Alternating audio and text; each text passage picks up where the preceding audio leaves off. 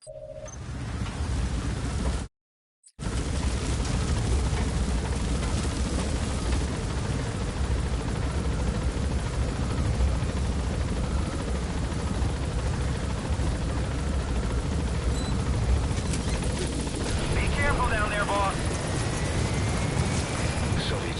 in that area are all dead. Apparently Mgsv unleashed the Russian parasite strain. To isolate the facility, they first spread reports of a chemical weapon leak. The infection won't spread into the surrounding regions.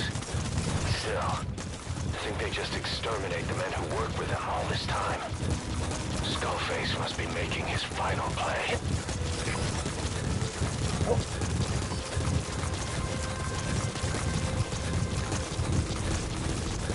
Eli snuck into the cargo on board the chopper. His idea of an escape attempt?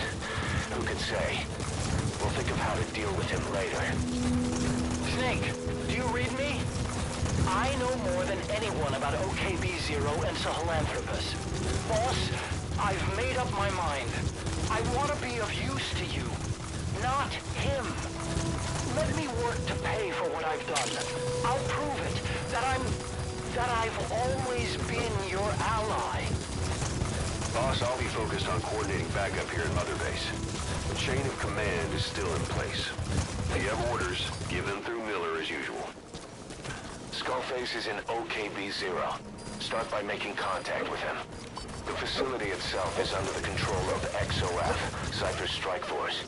We have no hard data on their force strength, so your judgment in the field will be key. Boss, we're finally here. Find Skullface, and take everything from him.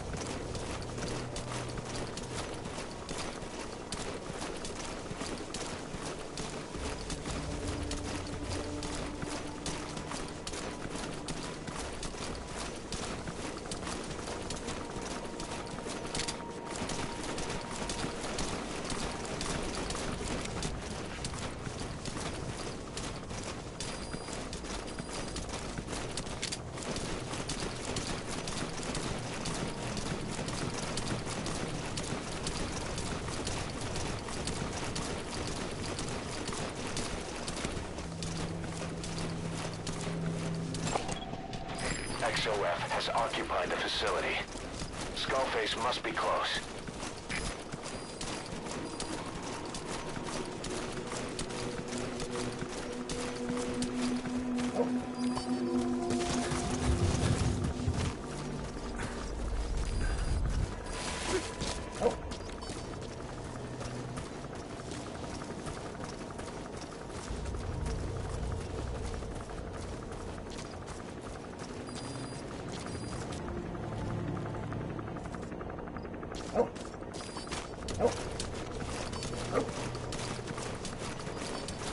Good work. 2 more gates to go. Still all quiet at the silo. No sign of Skullface or his Goliath. Surely they can't already have... No, never mind.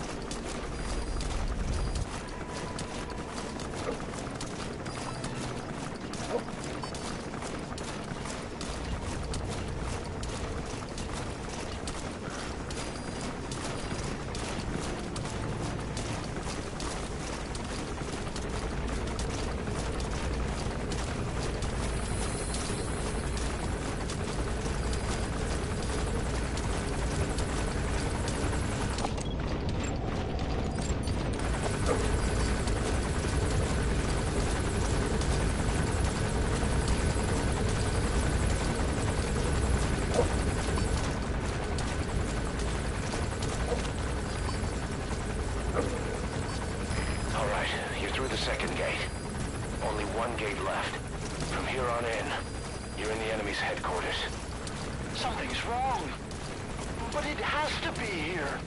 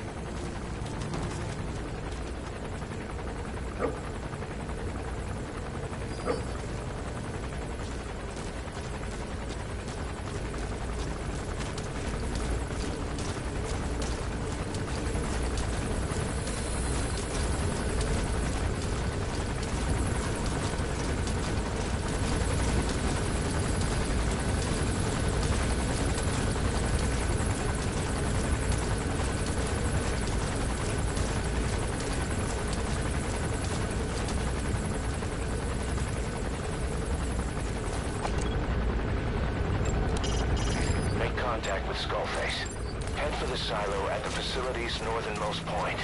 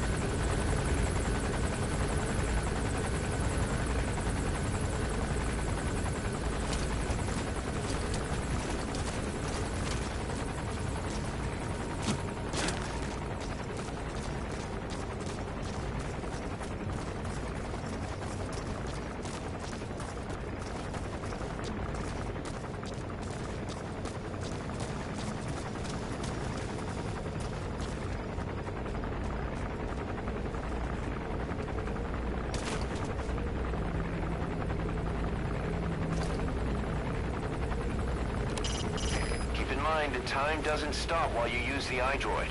You can even move around while using it, but pay attention to your surroundings.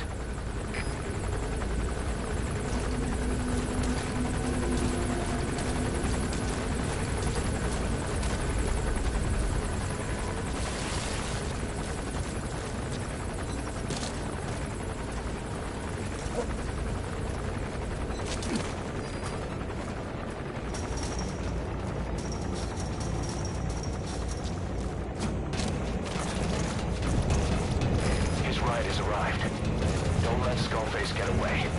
Stop him at the heliport. Boss, can you see the heliport? Skullface is right there. Make contact with him and make him talk. We have to stop him before his plan is set in motion. Sahelanthropus is somewhere inside.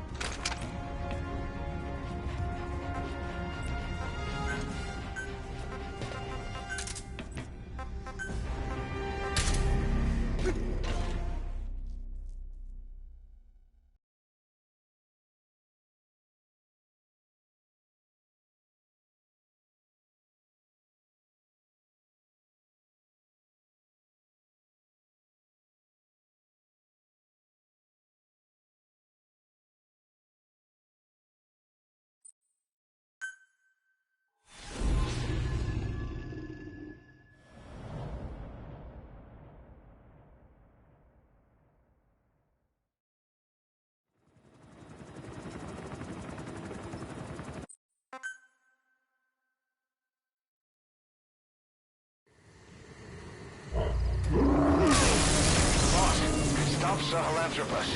Destroy that thing. I'll rally Diamond Dogs and provide backup.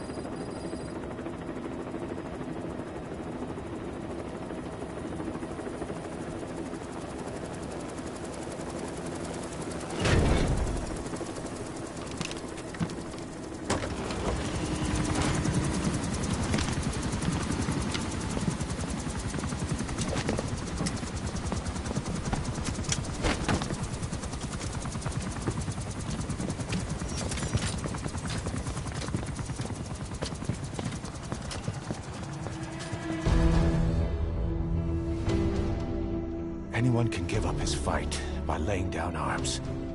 But the feeling of holding a gun, that we'll never forget.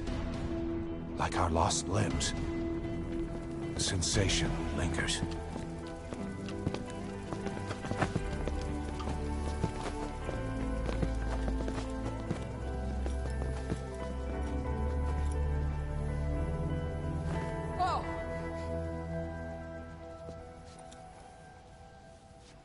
Here she comes!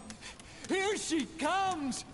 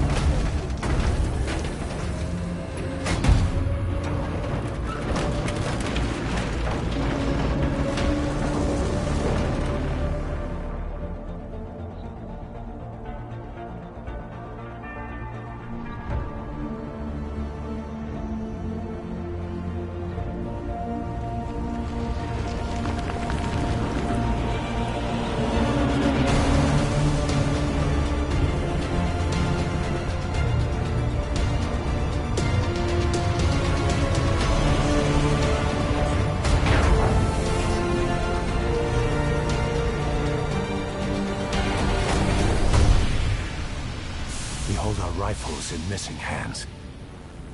We stand tall on missing legs. We stride forward on the bones of our fallen. Then, and only then, are we alive. This pain is ours, and no one else's. The secret weapon we wield, out of sight. We will be stronger than ever. For our peace.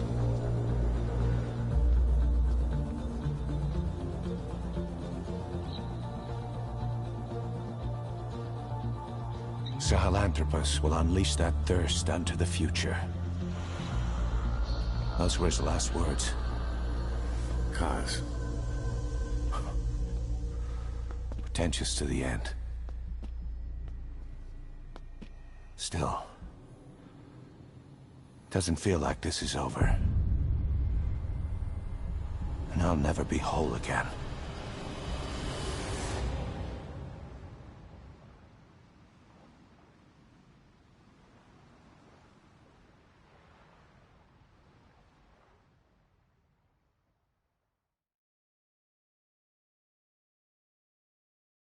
Blind in the deepest night, reaching out, grasping for a fleeting memory. All the thoughts keep piercing this broken mind. I fall, but I'm still standing, motionless.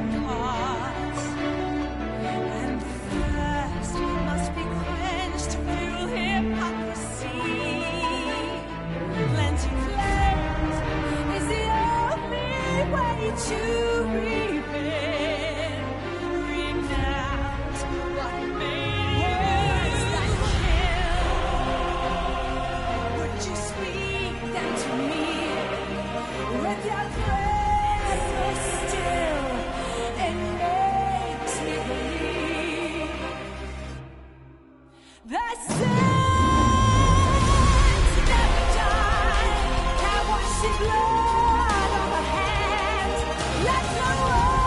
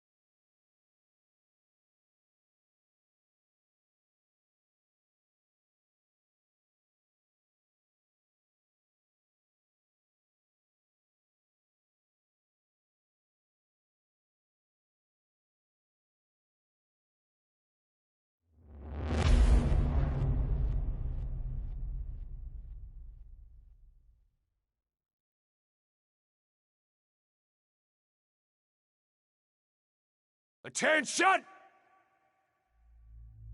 Diamond Dogs! Even with Skullface dead, our brothers are unavenged.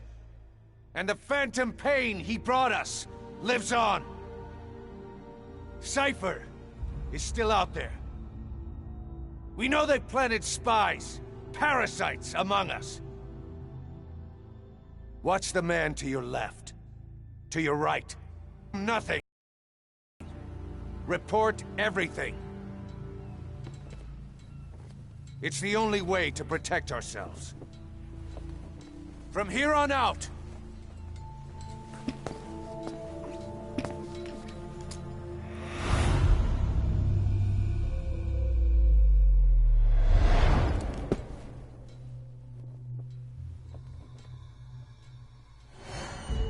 you will be my eyes. The deadliest enemy's right here in our midst. And they will get no mercy.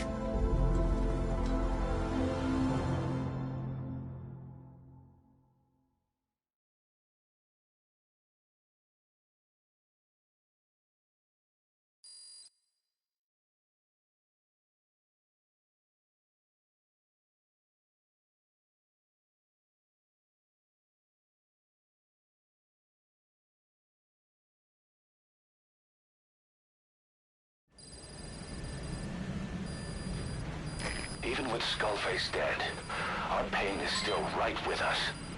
We need more strength. We need more men.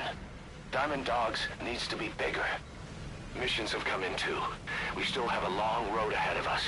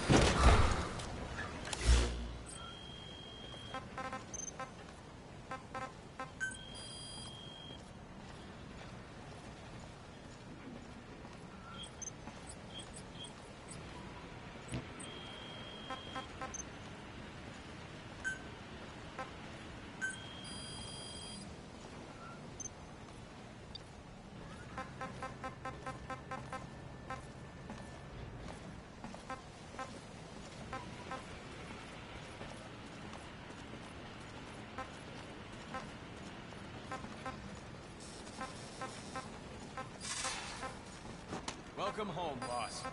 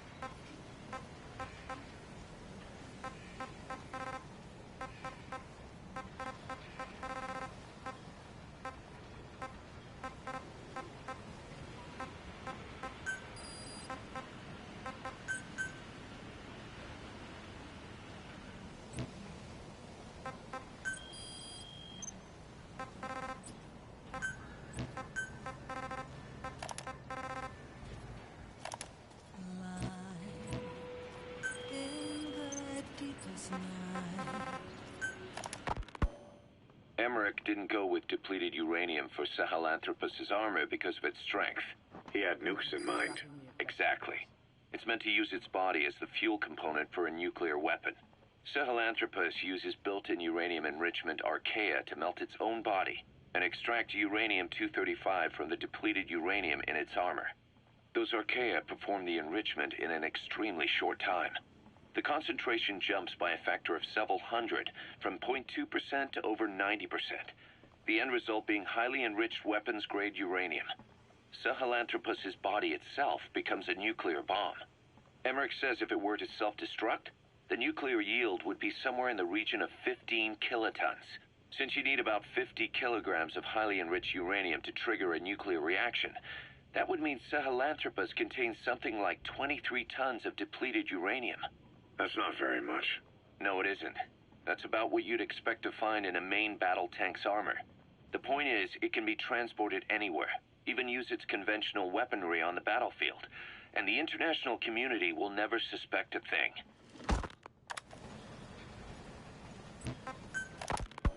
I just received word from the R&D team and the transport team out of Afghanistan. They finished installing Sahelanthropus on the base. It's ours now. All right. Don't let any of the staff touch that thing. Especially Emmerich. Of course. That guy's crush on Sahelanthropus is beyond a joke. Guess he really wants to see his tech stand on its own two legs this time. That's not gonna happen. I know it. So you've got no plans to make it operational again? Damn right. Boss, I want to hear it straight from you. Hear what? What the hell do you want with that thing? The drive is busted. It's not like it has a nuke on board.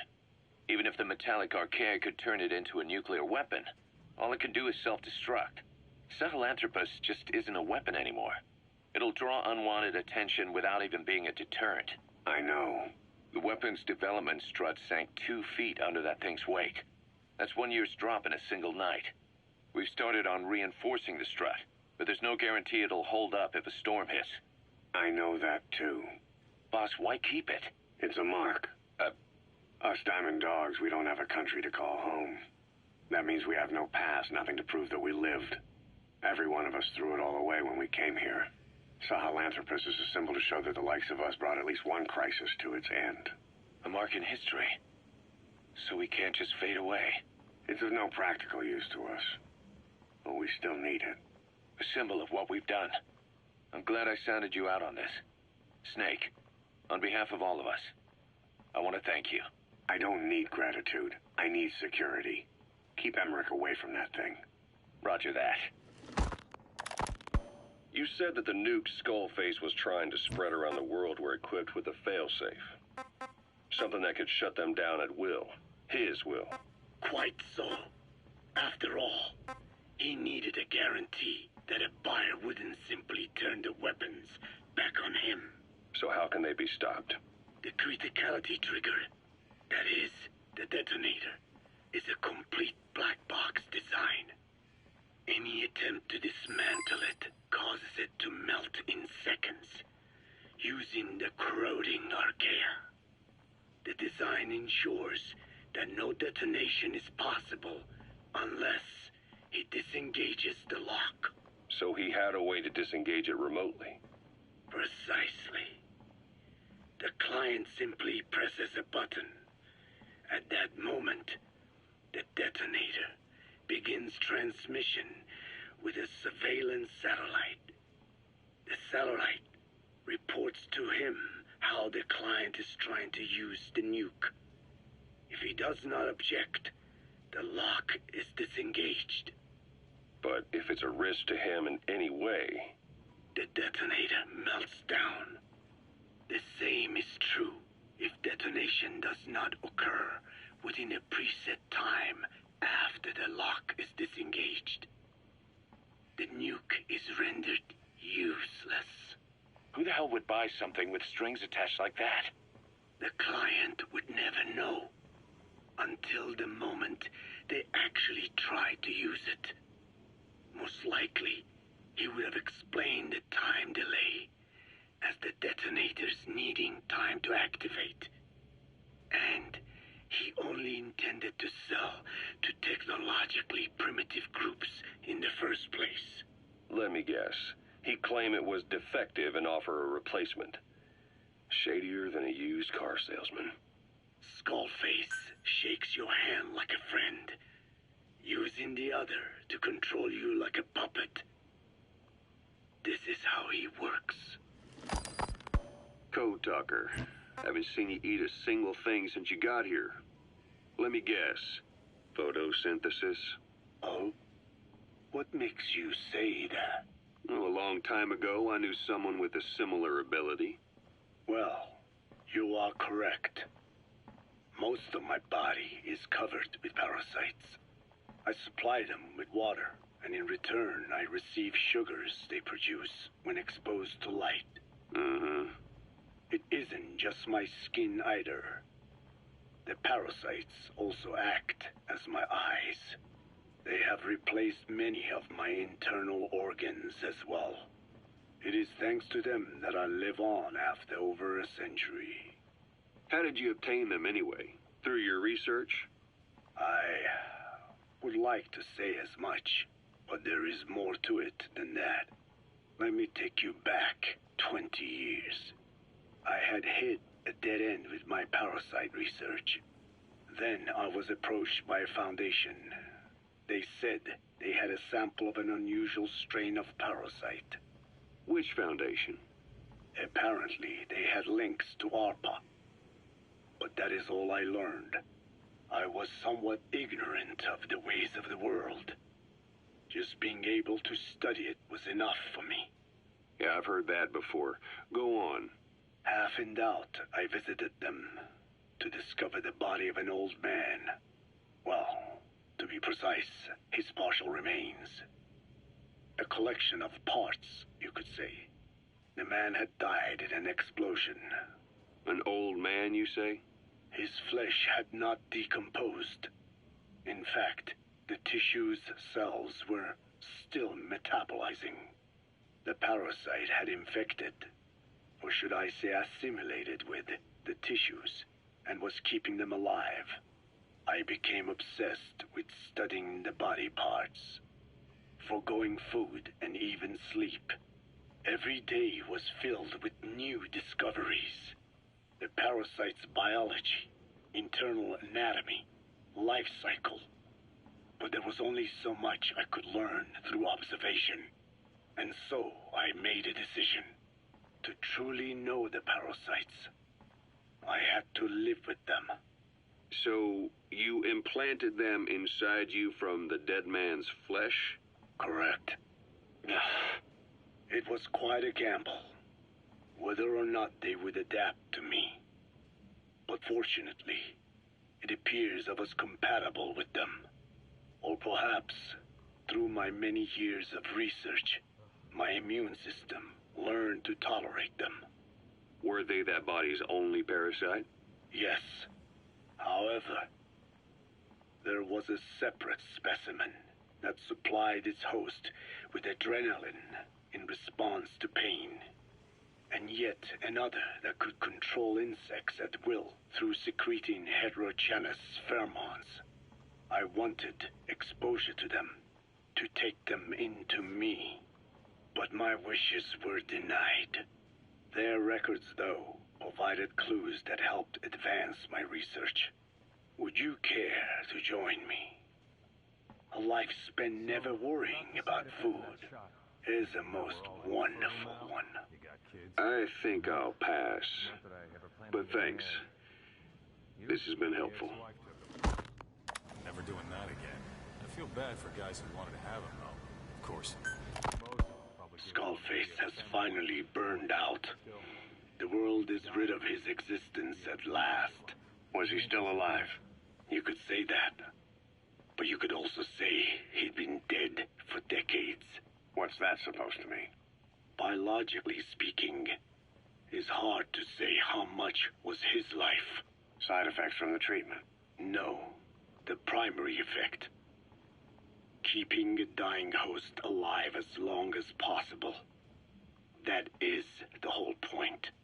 But in the end, he grew too dependent on his children. As if he had any other way to keep on living.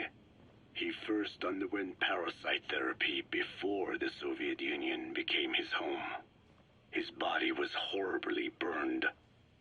Fire washed across his thin young frame and stole his skin and his throat, even his lungs.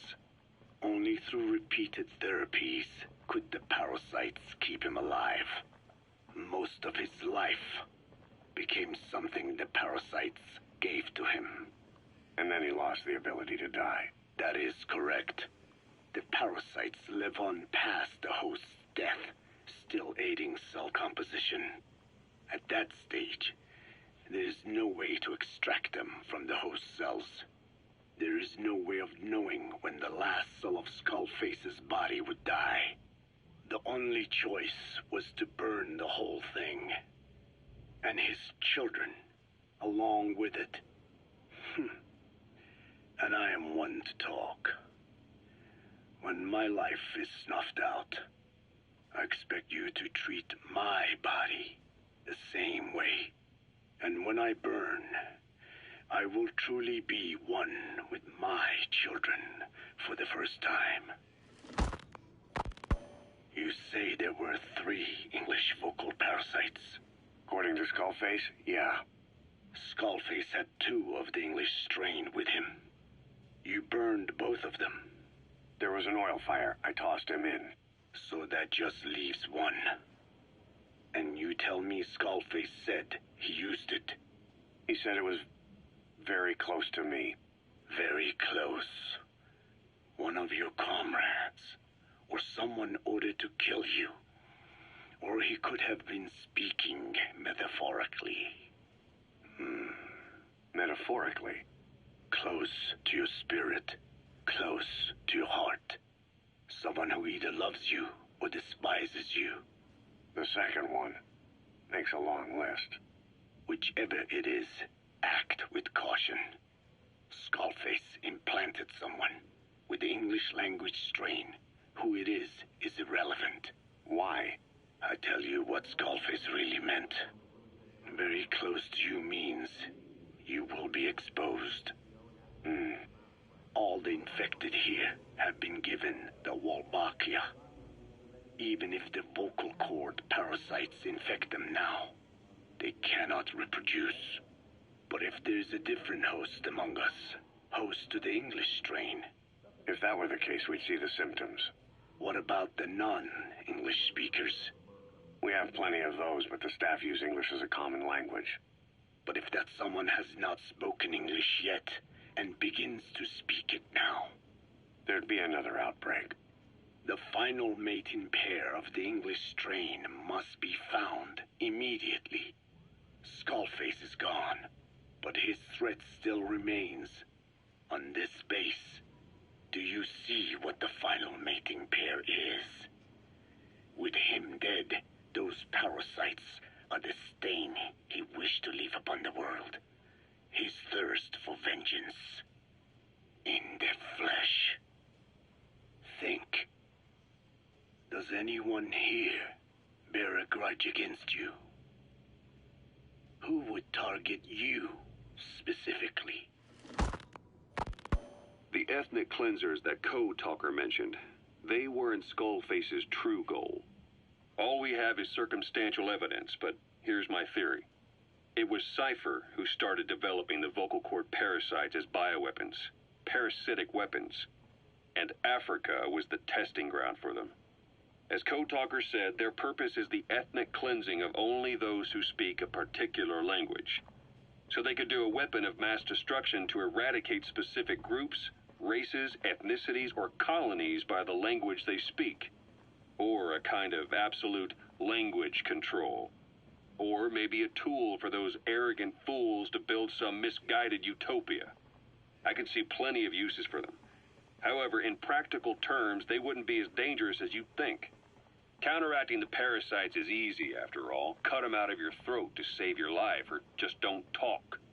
That also prevents the infection from spreading.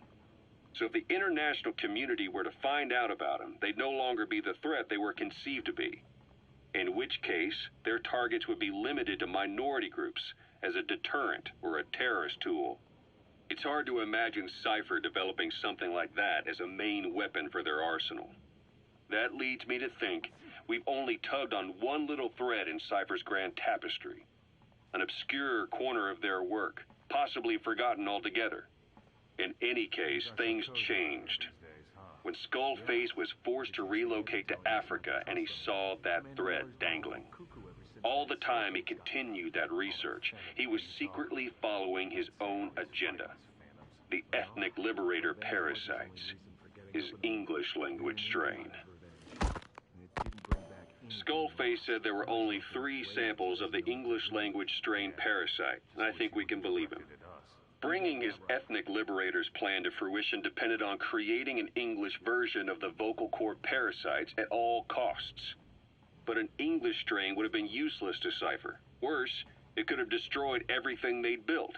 It was the one type they couldn't allow. That means Skullface was forced to develop his English strain out of sight of Cypher's network. Naturally, he couldn't use the greenhouse facility Cypher had set up and filled with guinea pigs. Skullface must have found some secret place to create his precious few English parasites, hiding all evidence like a man cheating on his wife. Somewhere, an entirely standalone environment. And when his plan entered its final phase, he must have made the place disappear. Some little room, could be anywhere, but now nowhere at all.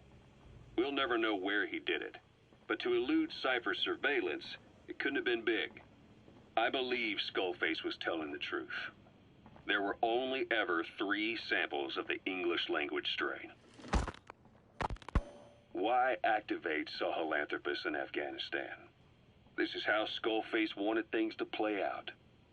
The Soviet Union secretly develops a new type of nuclear weapon and successfully deploys it in Afghanistan. Revealing the existence of Sahelanthropus results in a return to the glory days of the Cold War. The threat it poses reignites the nuclear arms race between the world's major powers. The demand for nuclear weapons increases around the globe. What if you then introduced a nuclear weapon anyone could get their hands on? Non-nuclear nations, militant groups of all shapes and sizes, they'd all jump at the chance. Sahelanthropus was a marketing tool to sell nukes all around the world. But I think it's safe to say that plan was stamped out before it got up and running. The world's intelligence agencies never did turn up anything conclusive on it. After all, Sahelanthropus vanished before word could spread. Everything that's happened is already a fading memory, never to join the pages of history. Except for Cypher. Cypher won't forget. They'll already be working on something, quietly, beneath the surface. They'll use the pieces of data scraped together from this incident to build their own bipedal weapon. It'll take them a long time to complete it, but for now, the greed sector have found their new life's work. We'll have to be ready too.